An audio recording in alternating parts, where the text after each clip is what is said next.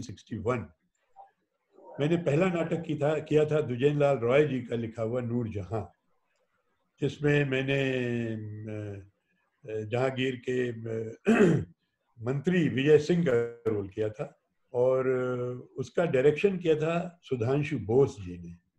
उनका कलकत्ता से संबंध था और बहुत अच्छे डायरेक्टर थे वो।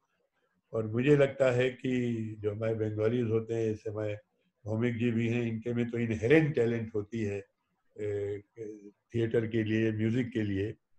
और दूसरा नाटक जो मैंने किया था वो था 1962 में हरि कृष्ण प्रेमी जी का रक्तदान।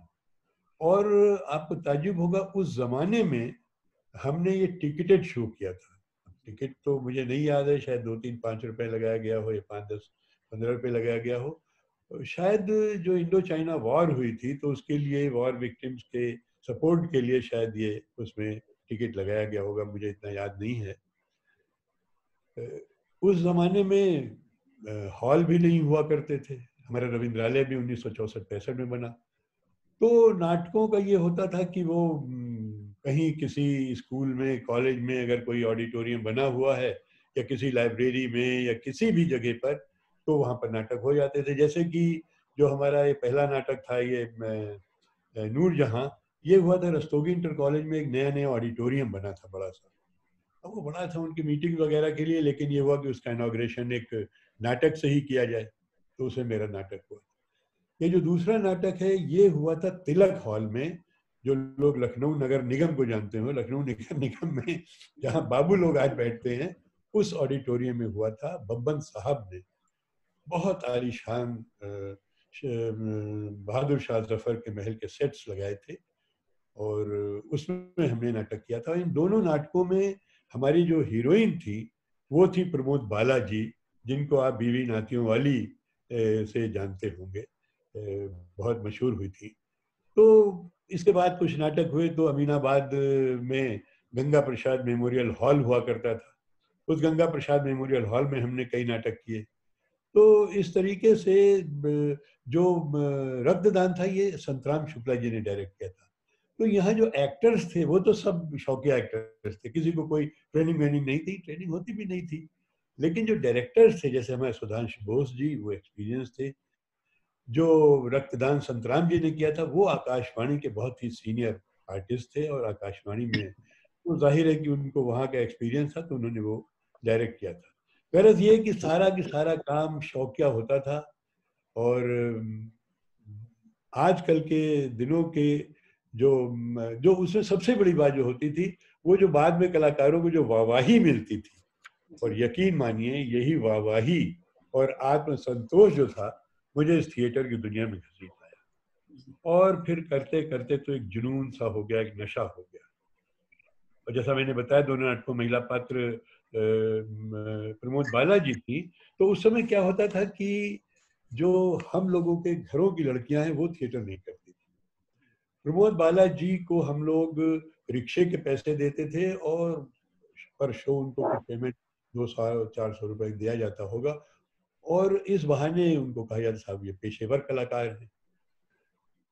तो धीरे धीरे करके उस समय और भी जो महिला पात्र आए उनको भी पेमेंट किया जाता था, लेकिन उनके गार्जियन साथ में आते थे।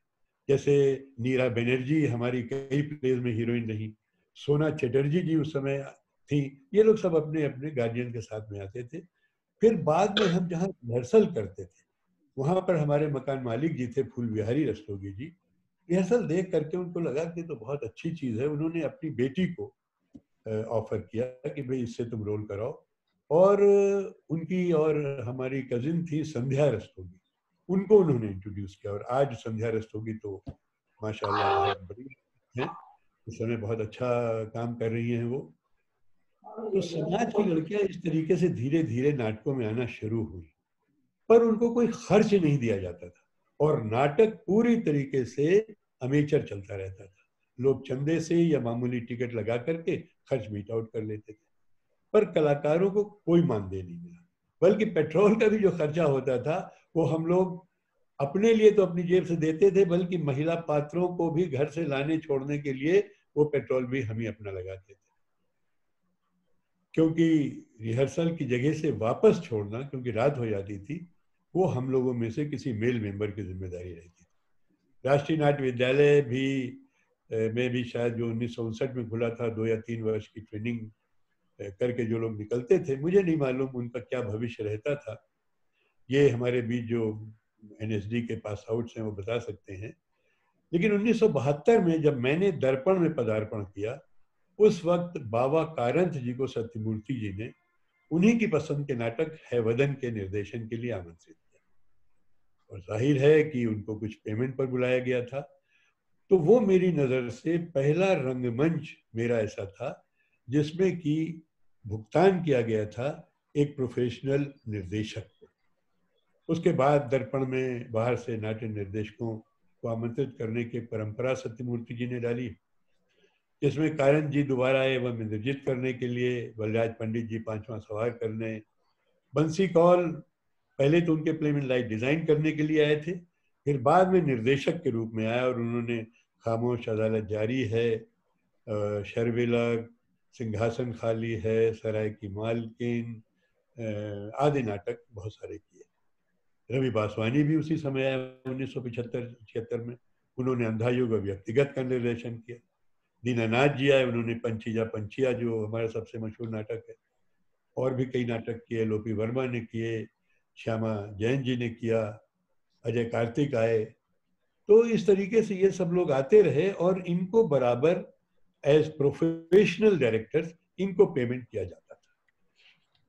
बाद में दर्पण ने अपने कलाकारों को भी एक कन्वेंस के तौर पे मानदेय थोड़ा सा देना शुरू किया, और ये फिर दूसरे ग्रुप्स ने भी शुरू किया।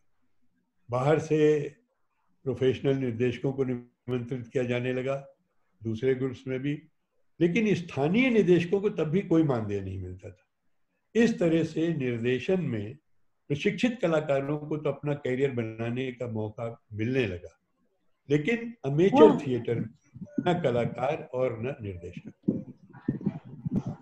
कलाकारों को रंगमंच से जीविकोपार्जन करना अभी भी कठिन, क्योंकि व्यावसायिक हिंदी रंगमंच कभी रहा ही नहीं। हाँ, एक जमाने में पृथ्वीराज कपूर जी, मोदी जी तो कुछ फारसी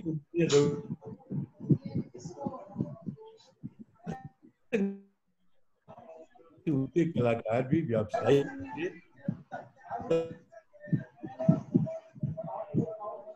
निकलने वाले जो बच्चे। Hello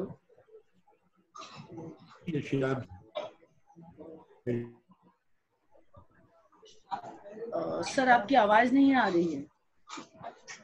hello sir, hello sir, आपकी आवाज।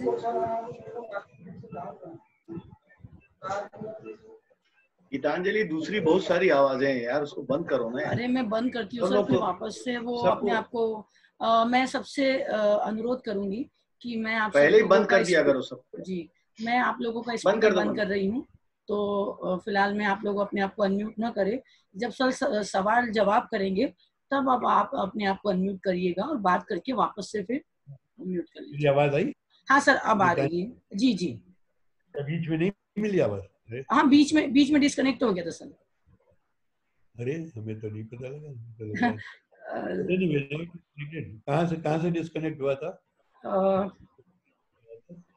सर बीच में वो आवाज जो छोड़ पकड़ कर रही थी, तो काफी करीब मेरे ख्याल से एक कन्वेंस की बात कर रहे थे, आर्टिस्टों को कन्वेंस दिया जाता था, वहां से बात करते थे वहां से।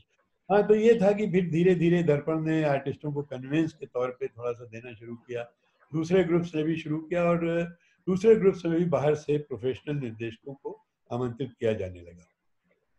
तो इस तरीके से एक थोड़ा सा जो एनएसडी के पास आउट्स थे उनका कैरियर जो था एज डायरेक्टर, एज एक्टर मुझे नहीं मालूम, जैसा मैंने बताया कि शायद वो रेपर्टरी ज्वाइन करते होंगे। एनएसडी की रेपर्टरी थी, श्री राम सेंटर की रेपर्टरी थी, और ये एनएसडी वाले ज्यादा बेहतर बता सकते हैं। इस बीच में दूरदर्शन आ गया, और ये बहुत बड़ा एक बूंद था ये जो प्रशिक्षित कलाकार दूरदर्शन के धारावाहिकों व नाटकों में कैजुअल कलाकारों की भांति काम करने लगे, जो उनका जीविकोपार्जन का भी सहारा बन गया और उसमें एक कैरियर दिखाई देने लगा। क्या फिर आवाज गड़बड़ है? नहीं, सही है सर। ओके।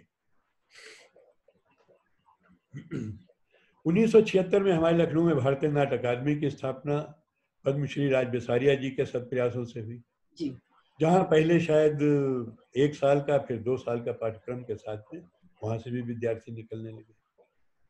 हमने जब रंगमंच प्रारंभ किया था तो सब अलग अलग जॉब्स में थे हम लोग। जैसे मैं CDRI में साइंटिस्ट था, उर्मिल कुमार थपलियाल आकाशवाणी में थे, सूर्य मोहन कुलश्रेष्ठ बीमा निगम में थे, वगैरह वगैरह। तो रोजी रोटी की हमारे सामने कोई समस्या नहीं थी। और जैसा मैंने कहा कि NSD के विद्यार्थी भी निर्देशक, डिजाइनर, लाइट डिजाइनर, टीचिंग आदि से काम चला रहे थे। इस बीच में दूरदर्शन के विस्तार से कलाकारों की खपत बढ़ने लगी और थिएटर में तो नहीं पर थिएटर के कलाकारों को दूरदर्शन में काम मिलने लगा। पर जहां बंगला रंगमंच, गुजराती रंगमंच और शायद मराठी रंगमंच में पेशेवर कलाकार समृद्ध हो रहे थे, हिंदी रंगमंच के कलाकार भी रंगमंच पर अभी भी ज्यादातर शो जो थे वो आमंत्रित दर्शकों के सामने या JC's club, lions, rotary club, ये जो स्पॉन्सरशिप चलाते थे उससे संपन्न। कालांतर में संगीत नाटक अकादमी आई दिल्ली में, भारत सरकार की अनुदान योजना आई, रेपर्टरी अनुदान मिलने लगा लोगों को, तो उससे थिएटर को थोड़ा पुश मिला और कुछ नहीं तो कलाकारों को आने जाने का खर्चा मिलने लगा। आज जमाना बदल गया है। आज अच्छे अभिनेता बहुत ज्यादा डिमांड में हैं और यही कारण है कि राष्ट्रीय नाट्य विद्यालय में पहले जहां आप वॉकिंग इंटरव्यू करके चले जाते थे, उस वॉक-इन इंटरव्यू के अलावा अब भर्ती होना बहुत मुश्किल हो गया, और वो भी तब जबकि इन विद्यालयों का बहुत विस्तार हो गया है। कई विश्वविद्यालयों में भी नाट्य प्रशिक्षण दिया जा रहा था, ढेरों कार्यशालाएं हो रही थी, नए नए तमाम प्रेक्षागृह बन गए, रविंद्रालय 1965 में आ गए थे, तमाम देश के तमाम हिस्सों में बने और उसकी वजह से तमाम नाटकों का चलन बढ़ गया। और लेकिन मेट्रो शहरों को छोड़कर वर्ष में 1-2 ऐसे नाट्य महोत्सव जरूर होते थे जहां ऊंची टिकट दर होने के बावजूद हाउस फुल हो जाते। हालांकि जो कलाकार इन नाटकों में भाग लेते थे उन्हें पेमेंट भी अच्छा मिलता था, पर बहुत कम कलाकार ऐसे होते थे जो पूर्णतया नाटक पर निर्भर होते, और इनमें भी जो दर्शक आते थे वो मेरा ख्याल है नाटक से ज्यादा सेलिब्रिटीज को देखने के लिए आते थे। But whatever be the reason, दर्शकों की भीड़ बहुत सुखद अनुभूति देती थी। आज मेट्रो शहरों में भी नाटक कंपनियां बन गई हैं जो प्रोफेशनल प्रदर्शन करती हैं और कलाकारों को अच्छा मान दे देती हैं। इस सब का जो मुख्य कारण है, जो मुझे लगता है, वो है दूरदर्शन का जबरदस्त विस्तार तथा एक नए सिनेमा का जन्म जो नाट्य शिक्षण संस्थानों के कलाकारों को वरीयता देता है, प्रायोरिटी पे उनको लेता है। आज जहां लाखों कलाकार टीवी धारावाहिकों में व फिल्मों में लगे हुए हैं, उतना ही विस्तार थिएटर का भी हो रहा है, क्योंकि इस इंडस्ट्री को फीड तो रंगमंच ही कर रहा है ना। क्योंकि नाट्य स्कूलों से निकलने के बाद भी कलाकारों में परिपक्वता ज्यादा से ज्यादा थिएटर करने से ही आती है। अब इसमें मैं अपना भी उदाहरण देना चाहूंगा। मेरा पहला राष्ट्रीय स्तर पर जो एक्सपोजर हुआ वो हुआ सीरियल उड़ान से, कविता चौधरी के। मैं उर्मिल कुमार थपलियाल जी निर्देशित नाटक में कर रहा था यहूदी की लड़की, उसमें यहूदी की भूमिका में करता था। इत्तेफाक से कविता चौधरी के भाई कपिल चौधरी दर्शकों में थे। नाटक खत्म होने के बाद ही वो फौरन मेरे पास ग्रीन रूम में आए और मुझे अपने धारावाहिक में उन्होंने भूमिका दे दी। और जैसा मैंने बताया, मैंने कोई थिएटर में प्रॉपर ट्रेनिंग नहीं ली थी, लेकिन थिएटर को मैं पूरी तन्मयता के साथ तब भी कर रहा था और आज भी कर रहा हूं। जहां कविता चौधरी इस बीच में लखनऊ में कलाकारों के अन्य छोटी बड़ी भूमिकाओं के लिए ऑडिशन ले रही थी, मेरी नाट्य प्रस्तुत की वजह से ही और उस अभिनय के कारण ही मुझे बहुत अहम किरदार दिया गया और बिना किसी ऑडिशन के दिया गया। इसी प्रकार अगर मैं फिल्म का लूं तो मेरी पहली फिल्म थी सुधीर मिश्रा जी की राष्ट्रीय पुरस्कार से सम्मानित फिल्म ये वो मंजिल तो नहीं, जिसमें मैंने एक प्रो ब्रिटिश ऑफिसर की भूमिका की थी और ये pro British officer Manohar Singh ji के फादर का कैरेक्टर था। और मनोहर सिंह जी के उस समय बचपन की भूमिका की थी राजजुत्सी में। तो उसके बाद मैं मेरी पत्नी और वो मेरे राजपाल के ससुर की भूमिका मैंने की। ये रोल में मुझे थिएटर की वजह से मिला, क्योंकि राजपाल ने मुझे बताया कि जब वो 1993 में भारतीय नाट्य अकेडमी के विद्यार्थी थे तो उस समय एक फेस्टिवल में मेरा नाटक पंछी जा पंछिया हुआ, तो उन्होंने वो नाटक देखा था। ये आज जब जो फिल्म आई थी गरम मसाला, ये उसी नाटक पे बेस्ड है। और मैंने जो अक्षय कुमार जो रोल करते थे कैसानोवा का, जो 3 एयर होस्टेसेस फ्लर्ट करता है, वो मैं उस जमाने में करता था। उनका कहना था कि वो मेरे एक्टिंग से मुतासिर हुए और जब लखनऊ में वो काम करने के लिए आए तो उन्होंने मेरा नाम अपने फादर इन लॉ के रोल के लिए सजेस्ट किया। इसी तरीके से मैं अपना जो दूसरा काम जो बड़ा मानता हूँ, इशकजादे, अर्जुन कपूर के दादा की भूमिका में, वो भी मुझे इसीलिए मिली थी क्योंकि उन दिनों भी मेरा थिएटर पूरे शबाब पर था। जो कास्टिंग डायरेक्टर्स यहाँ आए थे, उन्होंने यहाँ जो कोऑर्डिनेट करते थे उनसे यही कहा कि भाई यहाँ जो थिएटर लोग कर रहे हैं, मुझे थिएटर के लोग चाहिए। And luckily I was selected. और इसी फिल्म की वजह से मैं 70 वर्ष की आयु में मुंबई बुलाया गया और 5 वर्ष लगातार मैंने मीडिया में बहुत काम किया। तमाम सीरियल्स किए, डेली सोप्स किए, क्राइम सीरियल्स जो आते थे किए, फिल्म्स की, बहुत सारा काम किया और पैसे भी कमाए। सेवानिवृत्त मैं ऑलरेडी हो ही चुका था, लेकिन मेरा प्यारा थिएटर जरूर मुझसे छूट गया इस बीच में। उसके लिए मैं फिर वापस आया बम्बई छोड़ करके लखनऊ और मैंने फिर से थिएटर शुरू किया, क्योंकि ये बात सही है कि जो थिएटर की भूख है उसको करने का अपार सुख न फिल्म में मिलता है न सीरियल्स में मिलता है, क्योंकि जो आनंद आप दर्शकों की ताली या वाहवाही से सजीव लेते हैं उसकी अनुभूति अलग होती है। इसीलिए मैं अभिनय को आज सबसे अच्छा व्यवसाय मानता हूं। पहला, उसका रीजन ये है, अच्छे कलाकारों को जो भुगतान होता है सीरियल्स वगैरह में या फिल्म्स में, वो किसी अन्य प्रोफेशन में नहीं होता है। दूसरा, जो सुख आपको एक अच्छा अभिनय करके या भूमिका करके मिलता है, उसकी, जैसा कि मैंने कहा, अनुभूति अलग होती है। और तीसरा, जो पहचान आपको आपके प्रिय दर्शकों से मिलती है वो अमूल्य होती है। आप जहां जाते हैं आपको हाथों हाथ लिया जाता है। हाँ, ये पहचान आपको जो छोटे बड़े पर्दे हैं उसी से मिलती है, थिएटर से मिलती है, लेकिन कंपैरेटिवली बहुत कम।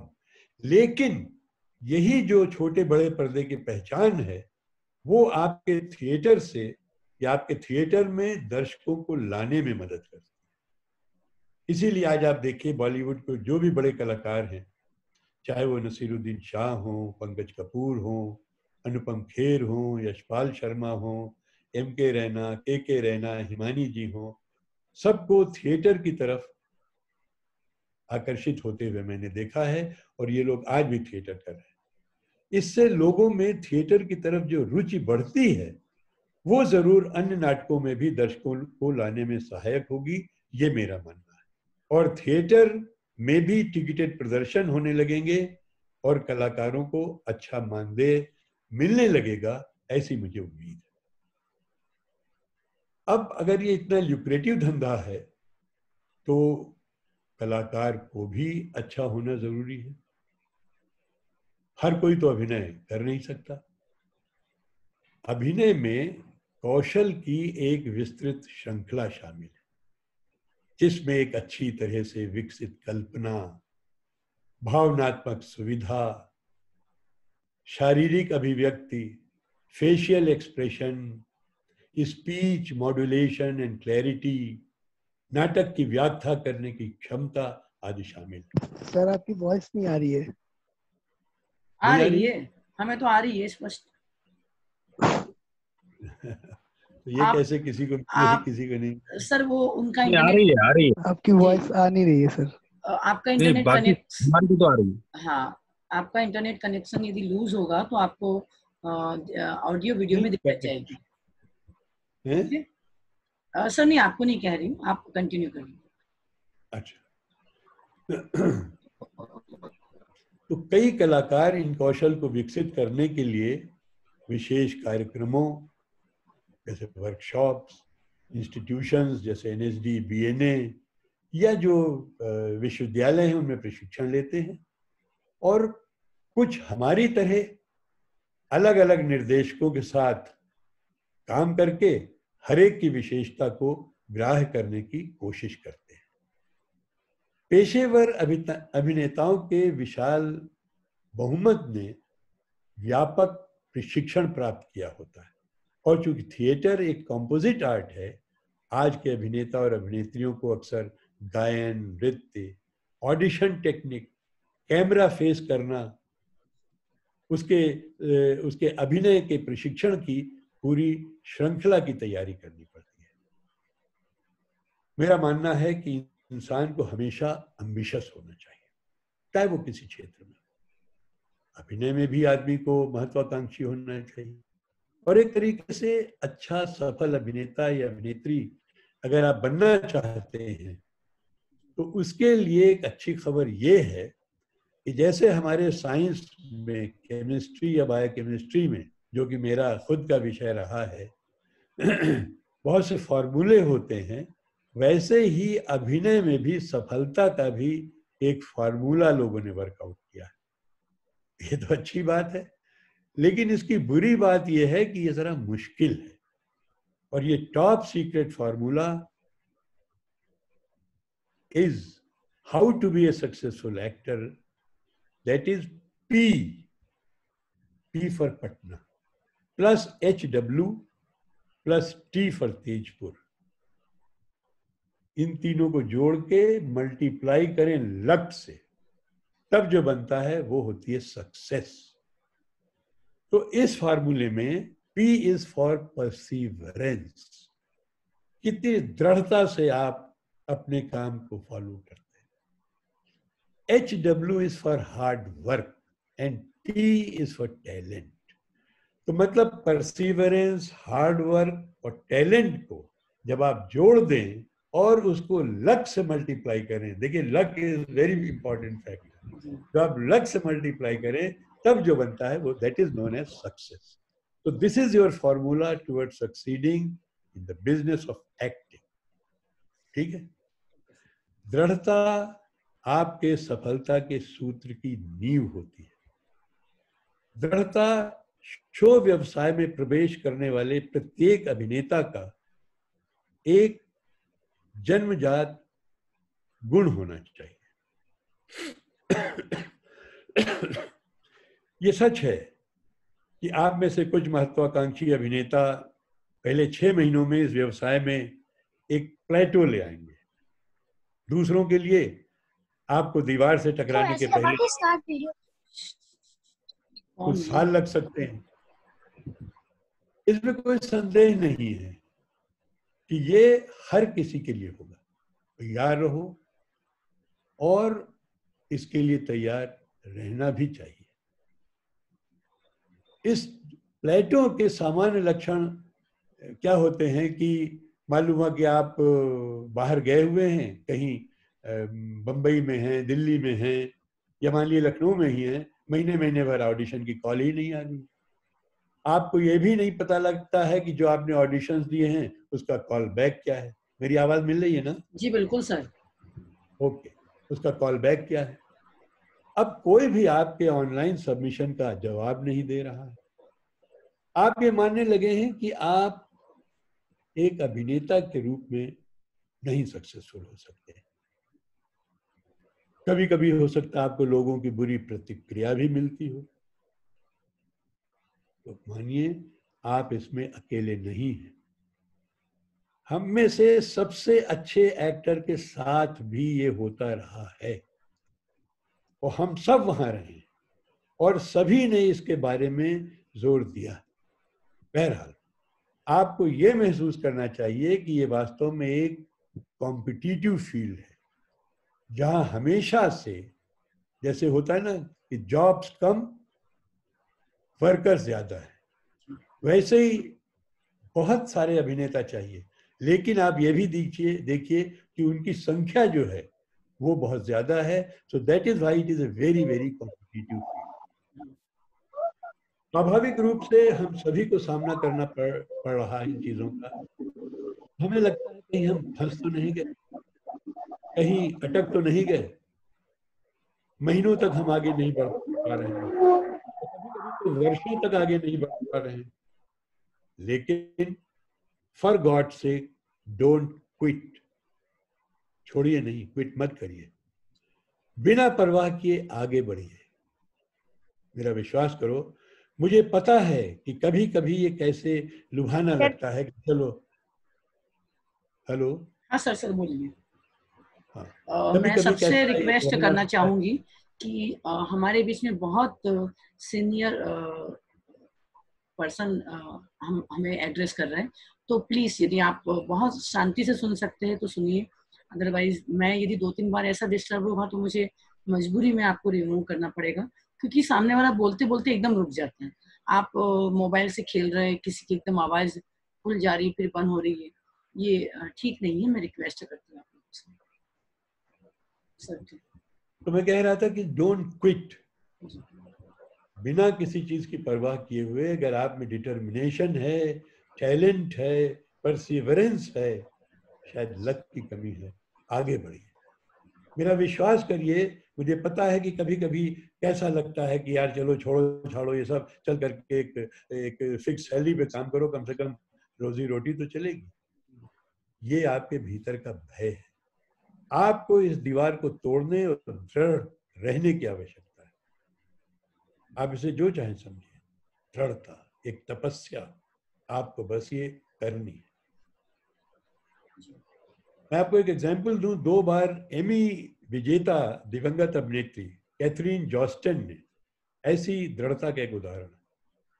50 के दशक में उन्होंने 3 नौकरियां की, काम करने के लिए संघर्ष किया, 2 बच्चों का समर्थन किया, जबकि अभिनय को आगे बढ़ाने से पहले छोटे छोटे रोल्स उनको आगे मिलते थे। शुरू में सालों तक उन्होंने ऐसे ही काम किया, बाद में उनको नोटिस किया गया और उन्होंने एक वाक्य जो दिया हमारे थिएटर को, वो है कि ये जो है एक्टिंग, ये मैराथन है, स्प्रिंट नहीं।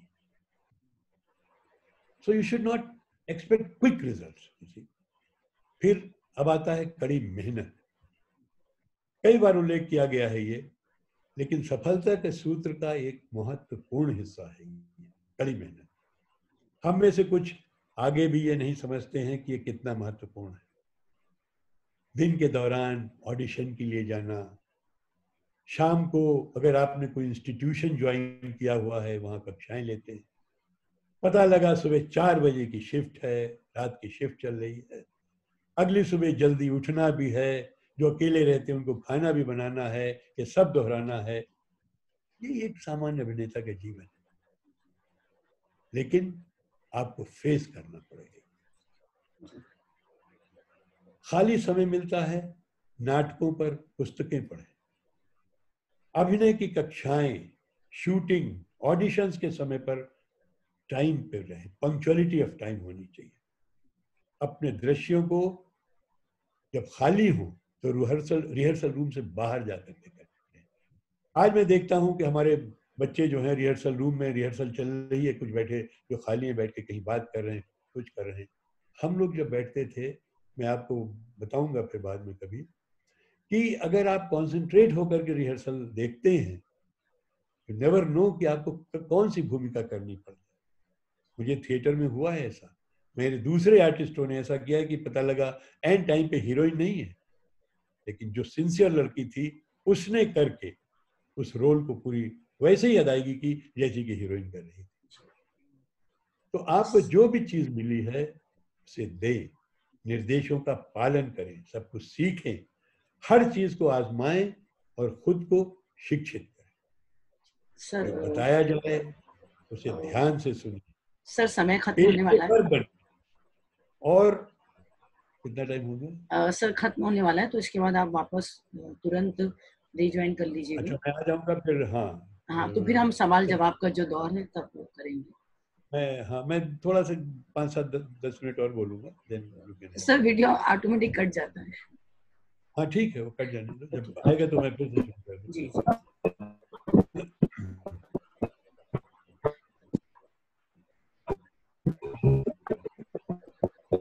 बाकी तो चल रहा है ना वीडियो? हाँ हाँ चल रहा है। तो अभी क्या है